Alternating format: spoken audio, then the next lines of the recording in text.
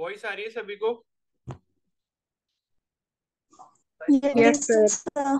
Screen visible है ना? Yes sir. ठीक है।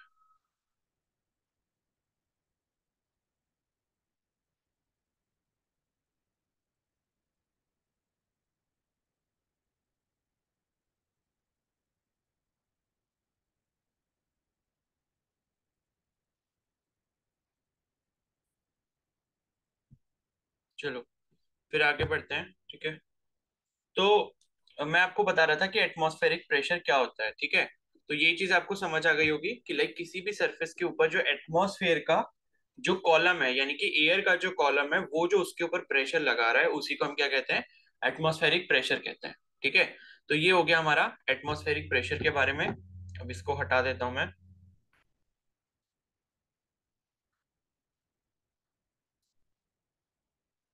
ठीक है।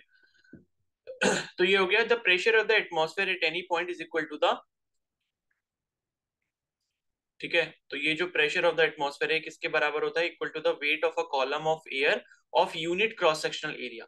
यूनिट क्रॉस सेक्शनल एरिया का मतलब है कि लाइक अगर हम ऐसे यूनिट की बात करें तो 1 मीटर स्क्वायर के ऊपर कितना प्रेशर काम कर रहा है एटमॉस्फेयर का, उसी को हम एटमॉस्फेरिक प्रेशर कहते हैं। ठीक है। 1 मीटर स्क्वायर। तो यूनिट क्रॉस सेक्शनल एरिया मतलब 1 मीटर स्क्वायर हो गया। From that point two the top of the atmosphere, यानी कि जहां तक एटमॉस्फेयर है वहां से लेके उस सरफेस के ऊपर तक कितना प्रेशर काम कर रहा है। ठीक है। तो ये जो 1 एटीएम वैल्यू होती है ये आपकी सी लेवल पे होती है। सी लेवल का मतलब है समुद्री तट, मतलब जो समुद्री लेवल है। ठीक है। और यही कितना होता है? 1.013 इंटू 10 की पावर 5 पास्कल, जिसे हम 1 एटीएम बोलते हैं। तो सी लेवल हमेशा हम इसलिए कंसिडर करते हैं बिकॉज सी जो है वो सबसे नीचे है धरती पर, यानी कि धरती को जो टच करते हुए धरती के सरफेस पे जो है वो समुद्र है। ठीक है। अगर हम थोड़ा ऊपर जाएंगे, यानी कि हम हाइट पे जाते हैं, जैसे आपने देखा होगा हम जब पहाड़ों पर जाते हैं, ठीक है, तो पहाड़ों पर जैसे जैसे हम ऊंचाई पर जाते हैं तो हमें क्या होता है? ब्रीदिंग में प्रॉब्लम होती है, सांस लेने में दिक्कत होती है। एंड वो इसीलिए होती है क्योंकि वहां पर क्या होता है? एटमॉस्फेरिक प्रेशर कम होता है।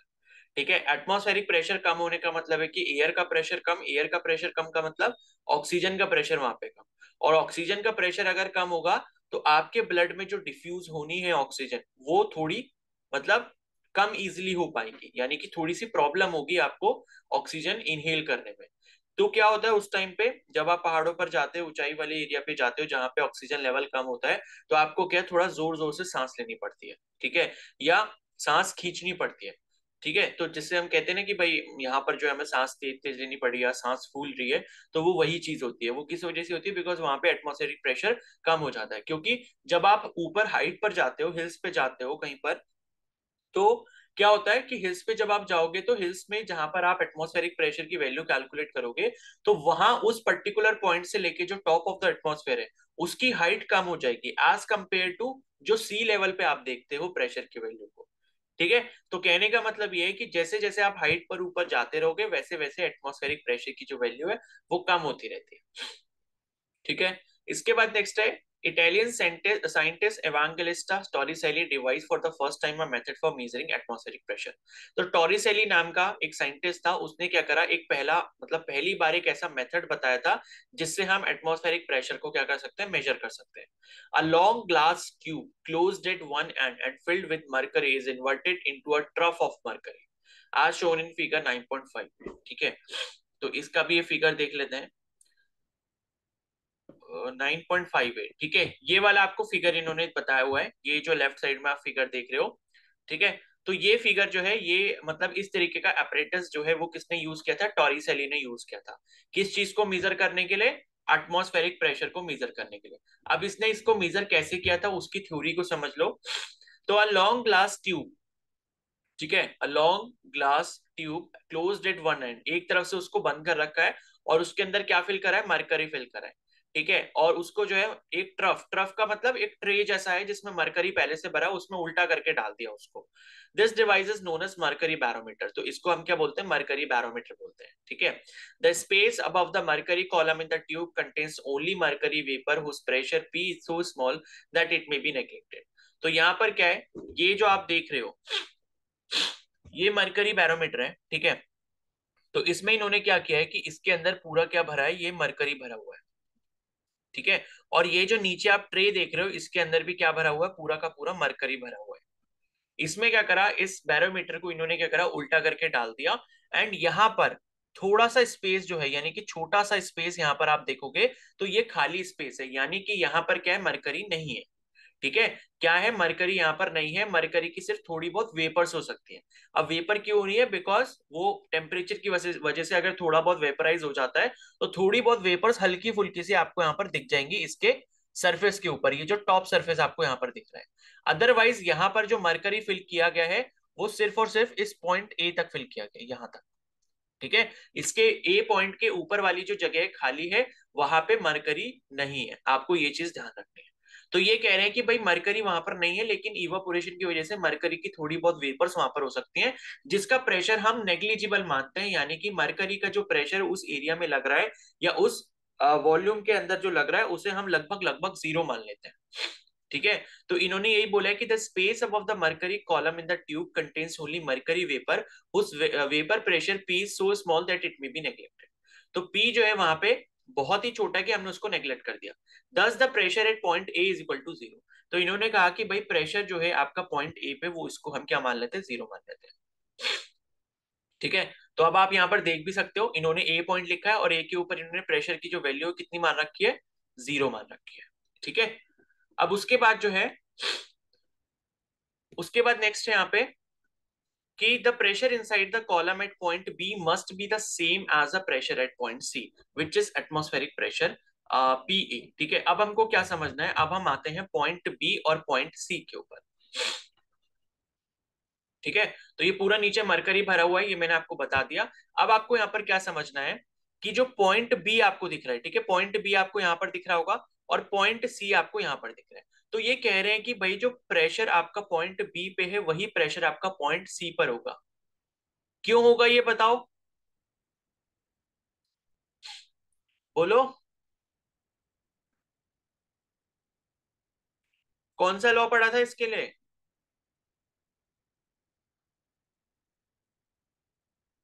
Hydrostatic paradox. नहीं, लॉ कौन सा पढ़ा था, लॉ? पास्कल। पास्कल्स लॉ पढ़ा पास्कल्स था। लॉ। ठीक है। पास्कल्स लॉ क्या कहता है कि भाई किसी भी फ्लूइड के अंदर जो रेस्ट पे है वहां पे सेम लेवल पे जो पॉइंट्स है वहां पे आपका जो प्रेशर है वो क्या होगा, बराबर होगा। तो इस वजह से ये जो बी और सी पॉइंट है हल्का फुल्का ऊपर नीचे लग रहा है लेकिन वो सेम सेम ही लेवल पे है। तो प्रेशर जो बी पर है वो ही आपका प्रेशर क्या होगा, सी पर होगा। और अब आपको एक चीज यहाँ पर और ध्यान देनी है कि ये जो सी पॉइंट है, ठीक है, ये जो सी पॉइंट है, सी क्या है आपका, सी पॉइंट कहां पर है, आपके सरफेस के ऊपर है। ये जो मरकरी है, मरकरी के सरफेस के ऊपर सी पॉइंट है। ठीक है। तो इस मरकरी के सरफेस के ऊपर जो काम करने वाला प्रेशर है वो कौन सा प्रेशर है, एटमॉस्फेरिक प्रेशर है। यानी कि हम बोल सकते हैं कि जो पॉइंट सी पर हमारा प्रेशर लग रहा है वो एटमॉस्फेरिक प्रेशर के बराबर है।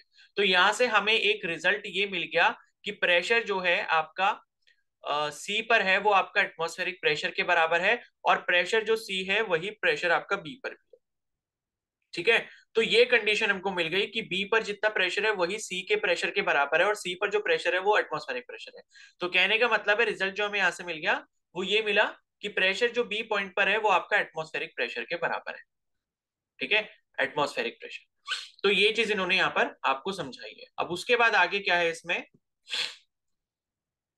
तो ठीक है, तो पॉइंट बी पे जो प्रेशर होगा वो आपका पॉइंट सी के बराबर होगा जो कि एटमॉस्फेरिक प्रेशर के बराबर होगा। अब यहां पर क्या है, जो पी ए की वैल्यू है वो आपकी रो जी एच के बराबर है।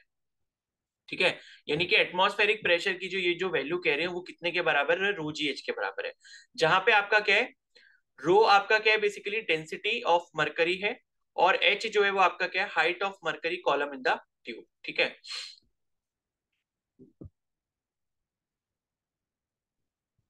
तो अब इन्होंने क्या करा है कि एटमॉस्फेरिक प्रेशर की जो वैल्यू है वो इस रोजीएच से निकालनी है। ठीक है। अब रोजीएच से इन्होंने कैसे निकाली है, बेसिकली क्योंकि इन्होंने बोला कि भाई प्रेशर जो आपका पॉइंट सी पे है वही आपका प्रेशर जो है वो बी पर है, और वही जो है आपका एटमॉस्फेरिक प्रेशर के बराबर है। लेकिन अब ये भी कह रहे हैं कि ये जो आप देख रहे हो, ये मरकरी का कॉलम जो इसके अंदर पूरा भरा हुआ है इस ट्यूब के अंदर। ठीक है। तो यहां पर देखो आप, एक चीज आपको समझ आ रही है कि ए पॉइंट पे जो हमने प्रेशर की वैल्यू ली थी वो क्या ली थी, जीरो ली थी। यानी कि बी पॉइंट पे जो प्रेशर लग रहा है वो सिर्फ और सिर्फ इस फ्लूइड कॉलम की वजह से लग रहा है। ठीक है। तो हमें ये तो पता है कि भाई प्रेशर जो सी पॉइंट पर है वो एटमॉस्फेरिक प्रेशर के बराबर है।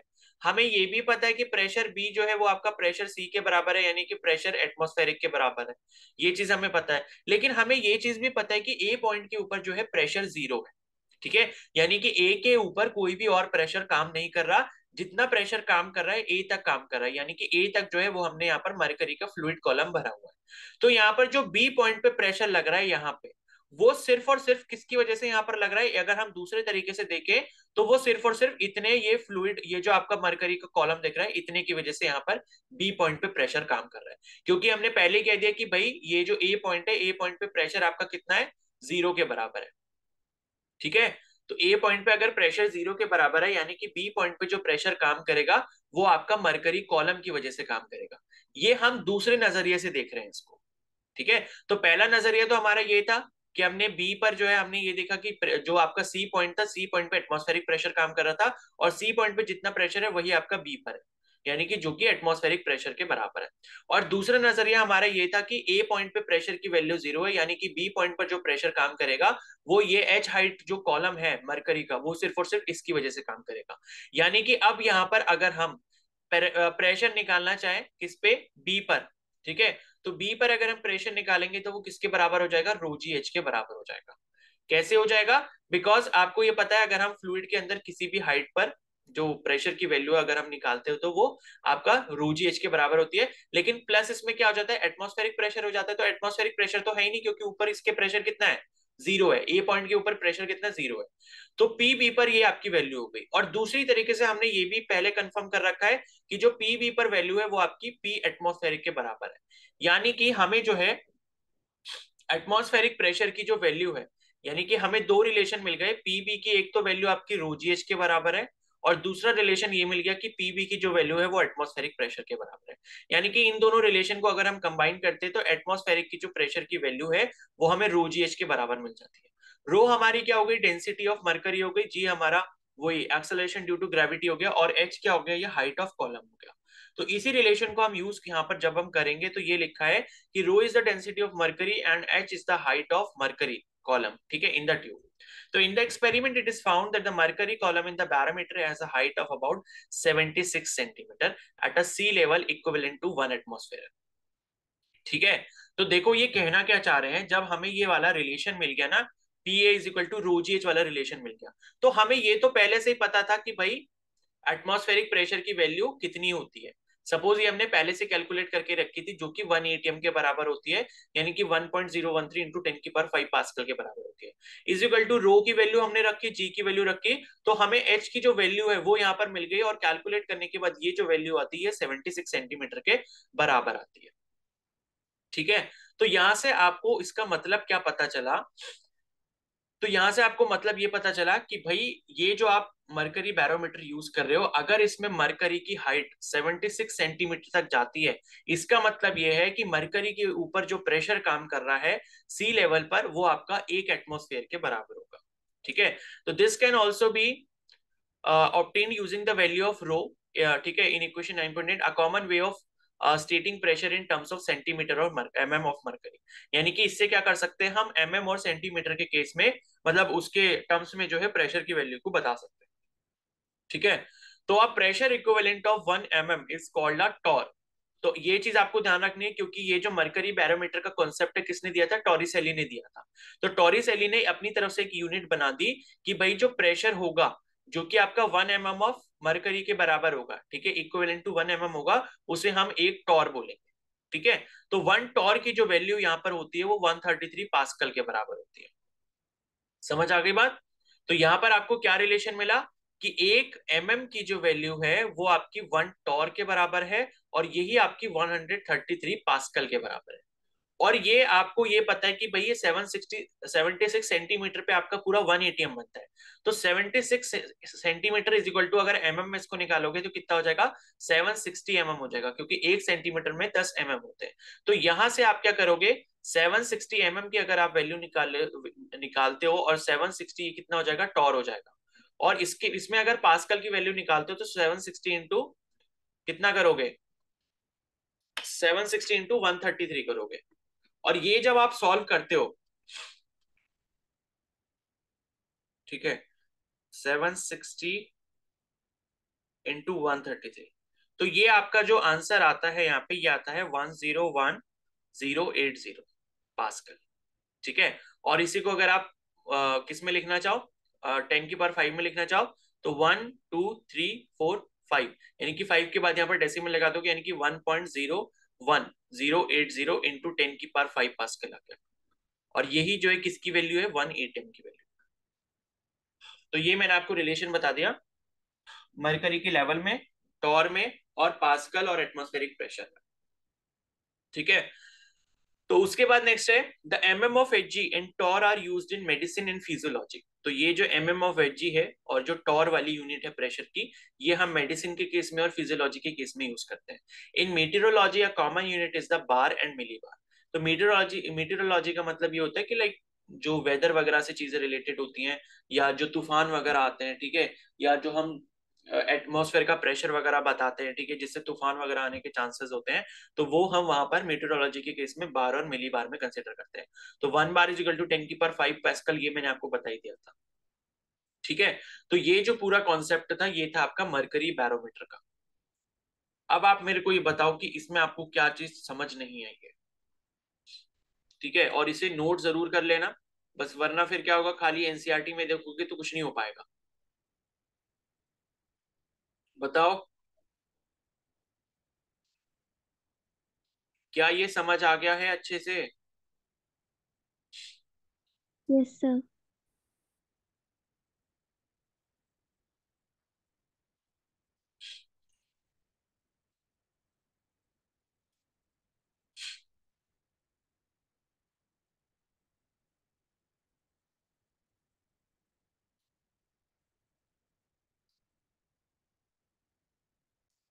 ठीक है, तो इसको आप काम ये करना कि अपनी कॉपी में इसको अपनी तरीके से जैसे भी एक्सप्लेन करना है करके रख लेना, सो दैट कि आप बाद में इसको रिवाइज करते तो आपको समझ आ जाए, क्योंकि ये ऐसी चीज है कि आप आराम से भूल जाओगे। अभी कल ही अगर मैं पूछूंगा, अगर आपने इसको सही से नहीं समझा होगा, पढ़ा नहीं होगा, रिवाइज नहीं करा होगा, नोट नहीं करा होगा, तो आप ये भूल जाओगे। ठीक है, तो इसको जो है बहुत अच्छे से एक बार रिवाइज कर लेना कि क्या कैसे क्या चीजें हुई। एक बार मैं फिर से बता दे रहा हूँ क्या किया हमने। हमने एक मरकरी का कॉलम लिया इस ट्यूब के अंदर, ठीक है, और सबसे ऊपर जो यहाँ पर पॉइंट था उसके ऊपर प्रेशर की वैल्यू कितनी ले ली, 0 ले ली, क्योंकि मरकरी का कॉलम जहां तक हमने भरा उसके आगे क्या था, वैक्यूम था, मतलब प्रेशर की कोई भी वैल्यू नहीं थी ए पॉइंट पे। उसके बाद हमने दो पॉइंट कंसिडर किए, बी और सी। बी आपका ट्यूब के अंदर था और सी जो था आपके सरफेस पे था, लेकिन ये दोनों सेम लेवल पे थे, तो प्रेशर बी जो है वो आपका सी के बराबर हो गया। और प्रेशर जो सी पे काम कर रहा है वो आपका किसके बराबर है, एटमॉस्फेरिक प्रेशर के बराबर है। और अगर आप दूसरे तरीके से प्रेशर जो है बी पर निकालना चाहोगे, तो आप रोजी एच का इस्तेमाल करके निकाल सकते हो। ठीक है, बिकॉज हमने फॉर्मूला पढ़ा है, प्रेशर अगर किसी भी पॉइंट पर हमें फ्लूइड के अंदर ढूंढना है, तो वो आपका पीए प्लस रोजीएच के बराबर होता है।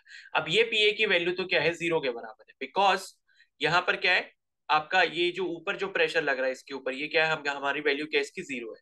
तो पी की जो वैल्यू हो गई वो यहाँ पर सीधे सीधे रोजीएच के बराबर हो गई, यानी कि पी बी की, जो बी पॉइंट पे हम निकाल रहे हैं। तो रोजीएच की वैल्यू हमने निकाल ली। अब यहाँ से जब हमें ये पता चलता है एक एटमॉस्फेरिक प्रेशर पे जब हम ये सारी चीजें करते हैं, तो हमें यहाँ पर जो है हाइट, जो एच की वैल्यू है वो 76 सेंटीमीटर के बराबर मिलती है। ठीक है, तो हमें ये पता चल जाता है कि अगर हम इससे मान लो पीबी की वैल्यू निकाल लेते हैं, तो पी ए की जो वैल्यू है वो आपकी रो जी एच के बराबर ही आएगी, बिकॉज पहले हम ये बता चुके हैं कि पीबी की जो वैल्यू है वो आपके पी ए के बराबर, यानी कि एटमॉस्फेरिक प्रेशर के बराबर है। तो यहां से हमें जो रिलेशन मिल जाता है वो atmospheric pressure is equal to rho g h के बराबर मिल जाता है। रो आपका मरकरी की डेंसिटी हो गई, जी आपका 10 मीटर पर सेकंड स्क्वायर हो गया, और एच हाइट जो है वो आपकी 76 सेंटीमीटर मिल जाती है।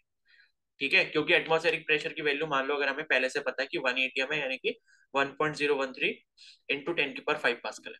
इतनी चीज हो गई। उसके बाद ये टॉर वाली यूनिट जरूर याद रखना, यहाँ से क्वेश्चन बन सकता है।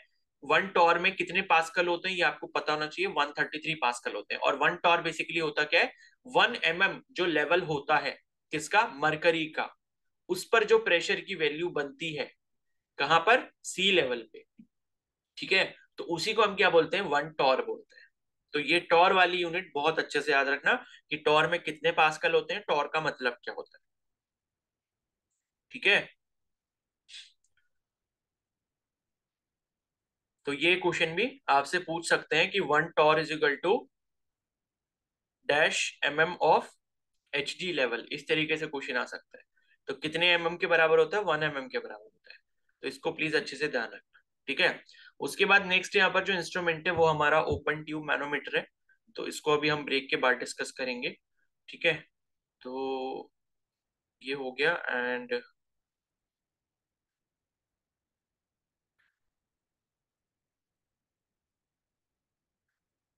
चलो फिर ठीक है। तो ब्रेक ले लेते हैं एंड फिर 8:35 से स्टार्ट करते हैं, ठीक है। 8:35 पे सब लोग आ जाना वापस।